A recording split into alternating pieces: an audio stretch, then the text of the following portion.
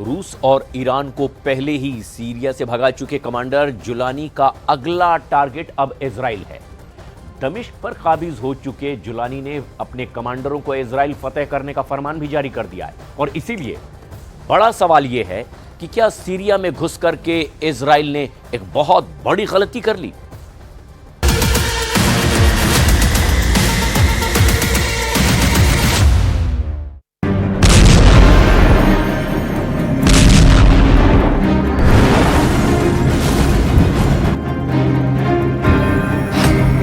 Commander Jolani Israel पर बरसाएगा बम।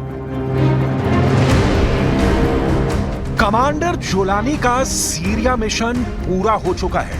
दमिश्क के चप्पे चप्पे पर जुलानी के लड़ाकों का कब्जा है, लेकिन दमिश्क से मात्र 10 किलोमीटर दूर ही देखिए इजराइल क्या कर रहा है। धमाके का पहला वीडियो,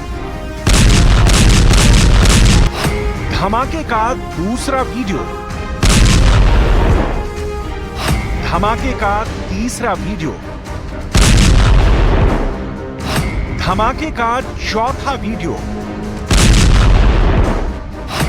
धमाके का पांचवां वीडियो।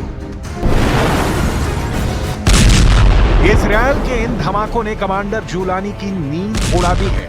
इसीलिए अब जुलानी ने बड़ा फैसला कर लिया है। फैसला इजरायली सेना के आगे झुकना नहीं, बल्कि उसे झुकाना है। सीरिया की 1 इंच पर भी इजरायल का कब्जा जुलानी को मंजूर नहीं है। इसीलिए कमांडर जुलानी ने अपने लड़ाकों को इजरायली सेना पर सीधे अटैक का फरमान जारी कर दिया है।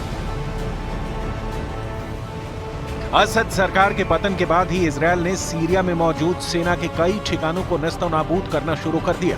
ये कब तक चलेगा, ये दुनिया के किसी भी देश को नहीं मालूम, लेकिन अब ये साफ होने लगा है कि इजरायल के हमले से युद्ध और भड़क सकता है, क्योंकि कमांडर जुलानी को सीरिया में इजरायल की उपस्थिति कांटे की तरह चुभ रही है। इसीलिए जुलानी ने फरमान जारी किया है कि इजरायली सेना जहां भी दिखे उस पर हमला करो। जुलानी के हौसले बुलंद हैं। जुलानी असद का 54 साल का साम्राज्य खत्म कर चुका है। जुलानी की नजर इजरायल पर भी टेढ़ी हो चुकी है। कमांडर जुलानी ने इजरायल को इशारों में समझाना भी शुरू कर दिया है। जुलानी ने मीडिया से बात करते हुए कहा कि सीरिया पर जिसने भी हमला किया उसके मंसूबे आज तक सफल नहीं हुए और अब भी ऐसा ही होगा। وما من إمبراطورية غازية غزت أرض الشام إلا خرجت منها وسحقت إمبراطوريتها. المغول دخلوا إلى الشام وخرجوا منها، انتهت إمبراطورية. إمبراطورية فارسية كانوا في الشام، عندما خرجوا منها انتهت إمبراطورية. الروم عندما دخلوا وخرجوا انتهت إمبراطورية. أيضا الاحتلال الفرنسي 1920 كان عنده إمبراطورية واسعة وفي أمصار متعددة، كان يحتل دول متعددة. لما خرج من الشام انتهت إمبراطورية. حتى الخلافة العثمانية كانت سلطنة، لما دخلت إلى الشام أصبحت خلافة، ولما خرجت منها عادت دولة. खूनी हमले बर्दाश्त नहीं। जुलानी सीरिया पर एक छत्र राज चाहता है। उसे ना तो विद्रोहियों की डिस्टर्बेंस पसंद है और ना ही पड़ोसी मुल्कों की। जुलानी असद सरकार की हर निशानी को उखाड़ फेंकना चाहता है। सिर्फ इजरायली नहीं, जुलानी के खूनी अतिक्रमण से सालों से सीरिया में काबिज रूस को भागना पड़ा। रूसी सेना की सीरिया से वापसी शुरू हो चुकी है। हर गुजरते दिन के साथ सीरिया से रूस की मौजूदगी धीरे धीरे कम हो रही है। सीरिया से आए इन ताजा सैटेलाइट तस्वीरों को देखिए, जिसे institute for the study of war यानी ISW के एक्स हैंडल से जारी किया गया है। 13 दिसंबर को सैटेलाइट कैमरे ने सीरिया में मौजूद रूस के सैन्य अड्डों की तस्वीरें ली। लताकिया के खमीमिम एयरबेस और टार्टस नेवल बेस की तस्वीरों में साफ साफ दिख रहा है कि रूस सीरिया छोड़कर भाग रहा है। पुतिन के हार की पहली तस्वीर। इस सैटेलाइट तस्वीर में 2 AN-124 ट्रांसपोर्ट एयरक्राफ्ट दिख रहे हैं। दोनों प्लेन्स के आसपास गाड़ियां मौजूद हैं। कार्गो का सामान लोड किया जा रहा है। विमान उड़ने की तैयारी में है। पुतिन के हार का दूसरा सबूत। सैटेलाइट तस्वीरों में दावा किया गया है कि सीरिया में मौजूद अपने अड्डे पर रूस अपने Ka-52 लड़ाकू हेलीकॉप्टर को डिसमेंटल कर रहा है। इस तस्वीर में रूस की S-400 मिसाइल भी दिख रही है। S-400 को भी रूस खमीमिम बेस से दूसरी जगह ले जा रहा है। क्योंकि रूस को पता है कि अगर ये मिसाइलें यहां पर रहीं और हेलीकॉप्टर जुलानी के लड़ाकों के हाथ लग गया तो क्या हो सकता है। रूस के हार का तीसरा सबूत, लताकिया के नजदीक ही रूस का टार्टस बेस मौजूद है, जहां से रूस अपने विरोधियों को आंखें दिखाता था। इसके पीछे टार्टस बेस की भौगोलिक स्थिति है, लेकिन असद सरकार के पतन के साथ ही रूस ने यहां से भी अपने युद्धपोत और पनडुब्बी निकाल लिए। छटपटा रहा है हिजबुल्ला। बिना पानी की मछली देखी है आपने? पहले वो पानी के लिए तड़पती है और फिर आखिरकार दम तोड़ देती है। लेबनान वाले हिजबुल्ला के साथ भी यही हो रहा है।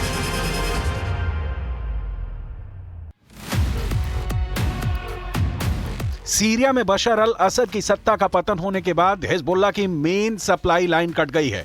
रिपोर्ट्स के मुताबिक हिजबुल्ला के पास हथियार नहीं बचे, उसके हथियार गोदाम भी खाली हो चुके हैं। हिजबुल्ला असद का मुख्य समर्थक था और पिछले दशक में उसने हजारों लड़ाके सीरिया में असद के समर्थन में भेजे थे। दशकों तक हिजबुल्ला ईरान से हथियारों के लिए एक माध्यम के रूप में सीरिया पर निर्भर रहा है। Hezbollah chief Naim Qassem Jolani के आगे गिड़गिड़ा रहा है ताकि ईरान से सीरिया के रास्ते आने वाले उसके हथियार की सप्लाई लाइन फिर से शुरू हो जाए। من حق الشعب السوري أن يختار قيادته وحكمه ودستوره ومستقبله، ونتمنى أن يتوفق لخيارات لا يتحكم بها أحد من الدول الأخرى التي لها أطماع في سوريا والتي تريد أن تخدم العدو الإسرائيلي।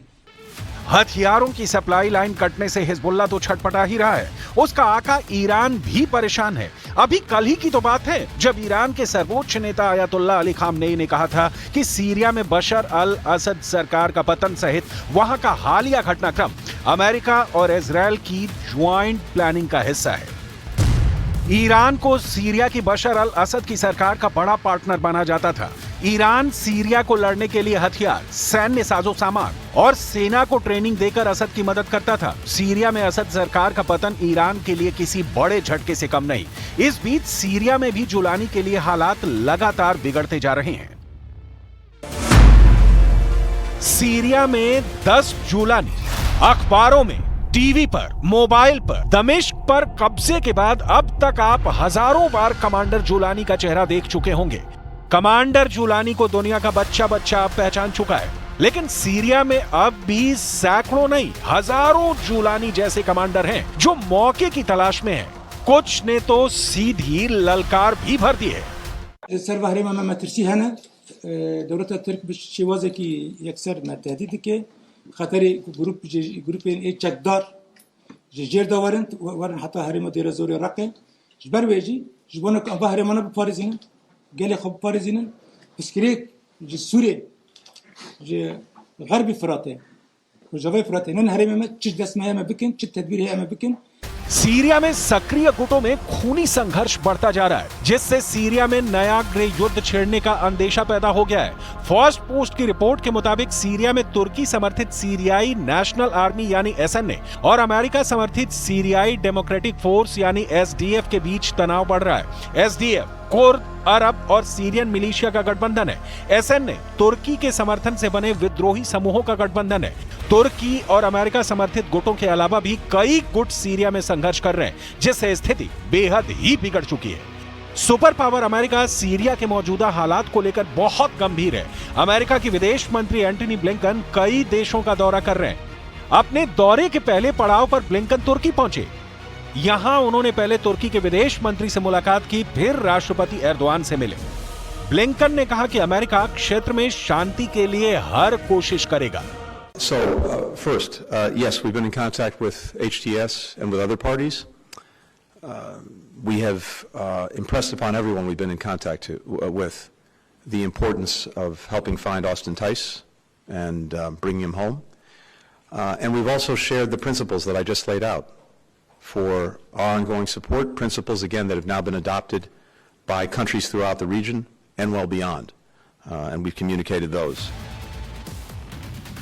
इजरायली सैनिकों ने पिछले हफ्ते में गोलान हाइट्स पर इजरायली और सीरियाई सेनाओं को अलग करने वाले संयुक्त राष्ट्र बफर जोन में एंट्री की थी। इजरायल के इस कदम पर संयुक्त राष्ट्र ने कहा कि यह कदम 1974 के युद्ध विराम समझौते का उल्लंघन है, लेकिन इजरायली पीएम ने कहा कि असद सरकार के गिरने के बाद इस समझौते को इजरायल ने खत्म कर दिया है, यानी सीरिया में युद्ध का भड़कना तय है। रूस यूक्रेन जंग में अब पुतिन ने तेजी से बाजी पलट दी है। अब खबर यह आ रही है कि पूर्वी यूक्रेन का किला कहा जाने वाला डोनेस्क इलाके पर रूसी सेना का कब्जा हो चुका है।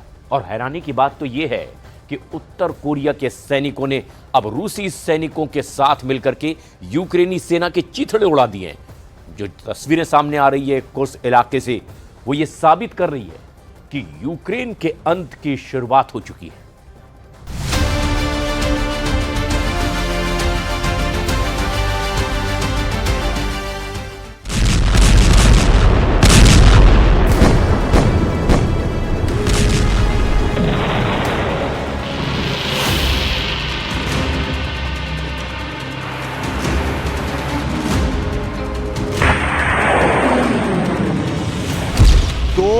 घंटे में मारे 300 यूक्रेनी, 60% पर कब्जा, यूक्रेन का अंत शुरू। जब पूरी दुनिया की निगाहें सीरिया युद्ध पर जमी हुई थी, उस वक्त पुतिन का रूस यूक्रेन पर ऐसे भीषण जमीनी और हवाई हमले कर रहा था जिसने यूक्रेन के अंत की शुरुआत कर दी है।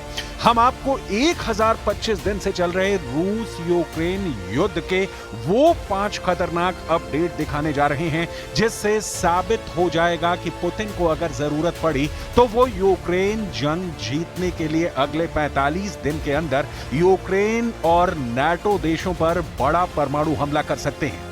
इन 3 तस्वीरों से समझ लीजिए कि यूक्रेन के साथ साथ अमेरिका, ब्रिटेन, फ्रांस, जर्मनी समेत नाटो के 32 देश कैसे पुतिन से युद्ध में हार रहे हैं। पुतिन ने उत्तर कोरिया के सुप्रीम लीडर किम के सैनिकों के जरिए पूर्वी यूक्रेन में भीषण तबाही मचाई है। हम आपको बताएंगे कि किम के लड़ाकों ने कैसे और कहां यूक्रेन के 300 सैनिकों को भून डाला। इसके अलावा हम आपको यह भी दिखाएंगे कि पुतिन ने किस तरह से पूर्वी यूक्रेन के 60% इलाके पर कब्जा कर लिया है। और इन दोनों खबरों से ज्यादा खतरनाक वो खबर भी दिखा रहे हैं जिसमें अमेरिका ने रूस के खिलाफ अपनी डार्क ईगल मिसाइल को रूस की हाइपरसोनिक ओरेशनिक मिसाइल के खिलाफ युद्ध में उतार दिया है। यानी अब पूर्वी यूक्रेन का प्रचंड युद्ध परमाणु युद्ध के बेहद करीब पहुंच चुका है।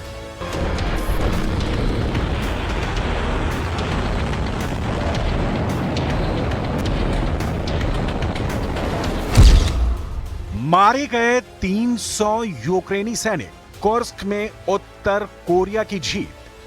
33 महीने से ज्यादा की जंग में राष्ट्रपति ज़ेलेंस्की ने जंग का हर पैंतरा पुतिन के खिलाफ इस्तेमाल कर लिया है, लेकिन अभी तक ना तो अमेरिका और ना ही नाटो के 32 देश पुतिन के रूस पर भारी साबित हुए हैं। जंग की सबसे बड़ी और ताजा खबर तो और भी हैरान करने वाली है। खबर है कि उत्तर कोरिया के सैनिकों ने रूस के कुर्स्क इलाके में यूक्रेनी सेना पर भीषण हमला कर दिया है। अभी तक यूक्रेन के जनरल दावा कर रहे थे कि उत्तर कोरिया के सैनिक डरपोक और भगोड़े हैं, लेकिन जिस तरह से किम के सैनिकों ने यूक्रेनी सेना को मारा और खदेड़ा, उसे जानकर आप हैरान रह जाएंगे। 6 अगस्त 2024 से यूक्रेनी सेना ने रूस के कुर्स्क में बहुत बड़े इलाके पर कब्जा शुरू कर दिया था, लेकिन सिर्फ 70 दिन के अंदर रूसी और उत्तर कोरियाई सैनिकों ने कुर्स्क में यूक्रेन की बढ़त को पूरी तरह से रोक दिया है। रिपोर्ट्स के मुताबिक कुर्स्क क्षेत्र में यूक्रेनी सैनिकों से उनका पहला गांव किम के सैनिकों ने छीन लिया है। 6 और 7 दिसंबर के बीच उत्तर कोरियाई सैनिकों ने यूक्रेनी सेना पर भीषण हमले करते हुए कुर्स्क के प्लेखो गांव पर कब्जा कर लिया। अमेरिकी मीडिया में दावा किया गया कि उत्तर कोरियाई सैनिकों के हमले में 300 से ज्यादा यूक्रेनी सैनिक मारे गए हैं। रिपोर्ट में यह भी बताया गया है कि यूक्रेनी सेना पर उत्तर कोरिया के स्पेशल फोर्स के कमांडो ने हमले किए हैं। कुछ रिपोर्ट्स में भी बताया गया है कि उत्तर कोरियाई कमांडो एक खदान के जरिए से 2 किलोमीटर चले, उसके बाद यूक्रेनी सेना के मोर्चों को पूरी तरह से तबाह और बर्बाद कर दिया। उत्तर कोरियाई कमांडो का यह ऑपरेशन 2.5 घंटे तक चला। इस ऑपरेशन में यह भी दावा किया गया कि उत्तर कोरिया के सैनिक यूक्रेन के 200 से 300 सैनिकों को पकड़ कर ले गए हैं। कुछ फुटेज के आधार पर यह भी दावा किया गया है कि उत्तर कोरियाई सैनिक 810वीं समुद्री ब्रिगेड के रूसी लड़ाकों के साथ हमले कर रहे थे। Institute for the study of war यानी ISW के मुताबिक 12 दिसंबर को कुर्स्क क्षेत्र में लड़ाई शुरू हुई थी, जिसमें रूसी सेना प्लेखोव के उत्तर पश्चिम में आगे बढ़ी और गांव पर कब्जा कर लिया। Сьогодні вже є попередні дані про те, що росіяни почали застосовувати в штурмах солдатів з Північної Кореї. Помітну кількість. Росіяни включають їх у зведені підрозділи та використовують в операціях у районах Курської області. Поки що тільки там. Але ми маємо інформацію про те, що можливе застосування і на інших ділянках фронту. Втрати серед цієї категорії вже теж помітні. Фактично, Москва втягнула в цю війну ще одну державу.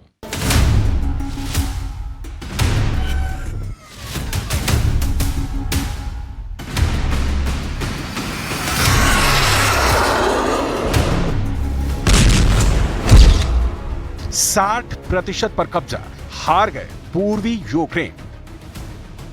इस वक्त रूस की वायुसेना, मिसाइल और ड्रोन ब्रिगेड, टैंक और तोपखाना पूर्वी यूक्रेन में भयंकर तबाही मचाए हुए हैं। रूस के इन हमलों को यूक्रेनी एयर डिफेंस रोक नहीं पाए हैं। रूसी वायुसेना ने यूक्रेन में हवाई हमले किए हैं, मिसाइलों से हमला किया है, यूक्रेन के 3 एयरपोर्ट को निशाना बनाया है। एयरपोर्ट पर यूक्रेनी पायलट F-16 की ट्रेनिंग ले रहे हैं।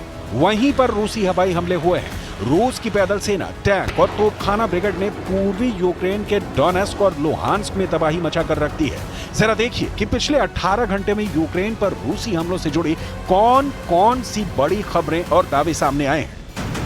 यूक्रेन के राष्ट्रपति ज़ेलेंस्की ने खुद माना है कि पूर्वी यूक्रेन में रूस ने पिछले 18 घंटे में कायामती हमले किए हैं। ज़ेलेंस्की ने मीडिया को जानकारी देते हुए कहा है कि रूसी सेना ने पूर्वी यूक्रेन के इलाके में 94 क्रूज और बैलिस्टिक मिसाइलों से भयानक हमला किया है। इसके अलावा यूक्रेनी सेना का कहना है कि रूस ने 200 लड़ाकू ड्रोन से हमले किए हैं। हालांकि ज़ेलेंस्की दावा कर रहे हैं कि रूस की 94 मिसाइलों में से 81 मिसाइलों को यूक्रेनी सेना ने तबाह कर दिया है। लेकिन मौके पर मौजूद जो हालात दिख रहे हैं वो यूक्रेनी सेना की पोल खोल रहे हैं। यूक्रेन के पावर स्टेशनों को रूसी हमलों में जबरदस्त नुकसान पहुंचा है। इसके अलावा पूर्वी यूक्रेन के डोनेस्क और लुहांस्क में रूसी सेना बहुत बड़े इलाके पर कब्जा करने में सफल हुई है। रूसी दावों के मुताबिक रूस ने डोनेस्क के 60% हिस्से पर अपना कब्जा जमा लिया है। यूक्रेन पर आक्रमण के बाद ये रूसी सेना की सबसे तेज प्रगति मानी जा रही है। हम आपको बता दें कि डोनेस्क को पूर्वी यूक्रेन का प्रवेश द्वार कहा जाता है। अब यूक्रेन पूर्वी मोर्चे पर बुरी तरह से कमजोर हो चुका है। रूसी सेना चासीव यार शहर पर कब्जा करने के लिए तेजी से आगे बढ़ रही है। एक रूसी समर्थक ब्लॉगर यूरी पोडोल्याका ने तो यहां तक दावा किया है कि रूसी सेनाएं यूक्रेनी शहर प्रोक्रोप्स से केवल 1.5 किलोमीटर दूर रह गई हैं। यानी यूक्रेन के प्रोक्रोप्स शहर रूसी सेना अगले कुछ घंटों में कब्जा कर सकती है। ओपन सोर्स मैप्स के मुताबिक रूस ने अमेरिकी राज्य वर्जीनिया के आकार के बराबर यूक्रेन के एक हिस्से पर कब्जा कर लिया है। Це була сьогодні одна з найбільших російських атак проти нашої енергетики. 94 ракети різних типів, і крилаті, і балістичні. 81 збили. Також було майже 200 ударних дронів.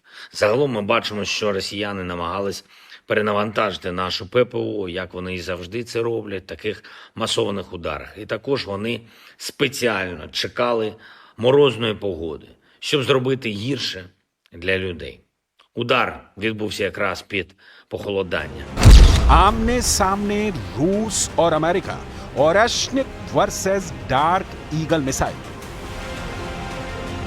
हारते यूक्रेन को बचाने के लिए अमेरिका की बाइडेन सरकार भी पूरा जोर लगा रही है। हम आपको आगे बताएंगे कि रूस ने यूक्रेन के किस इलाके पर 60% तक कब्जा कर लिया है।